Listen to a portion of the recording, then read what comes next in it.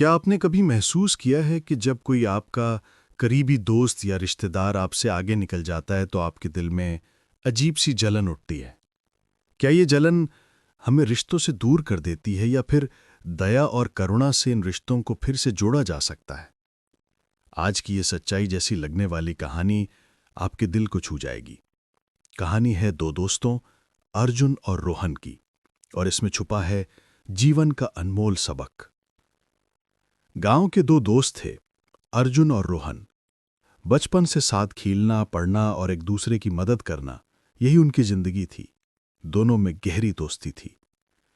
लेकिन एक दिन गांव के स्कूल का रिजल्ट आया। पूरे गांव के सामने घोषणा हुई कि इस साल का टॉपर है अर्जुन। लोग ताली बजाने लगे।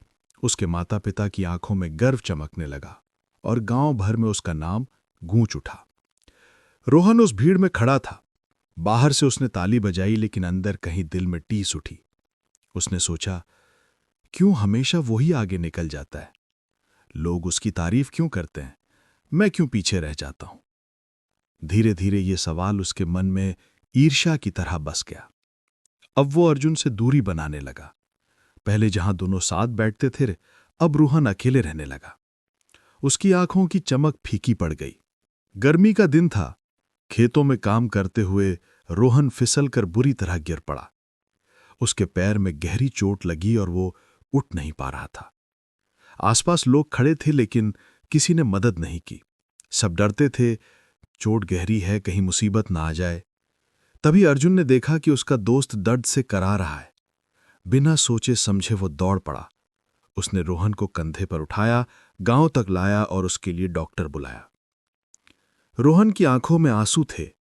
मन में एक सवाल गूंज रहा था कि जिससे मैं ईर्ष्या कर रहा था, वही आज मेरी जान बचा रहा है। आखिर क्यों? रोहन ने कांपते हुए अर्जुन का हाथ थाम लिया और कहा, मित्र, मैं तुमसे जलता रहा। तुम्हारी सफलता मुझे चुभती रही। मैंने तुमसे दूरी बनाई, लेकिन तुमने मेरी मदद करके साबित कर दिया कि सच्ची दोस्ती ईर्ष्या से ऊपर होती है। अर्जुन मुस्कुराया और बोला, दोस्ती का मतलब ही मुश्किल वक्त में साथ खड़ा होना है। जलन हमें तोड़ देती है, लेकिन दया और करुणा रिश्तों को और मजबूत बनाती है। दोनों दोस्तों ने एक दूसरे को गले लगा लिया। गांव वाले ये दृश्य देखकर भावुक हो गए। ताली की गड़गड़ाहट पूरे माहौल में गूंजने लगी। दोस्तों, इस कहानी से हमें यही सीख मिलती है।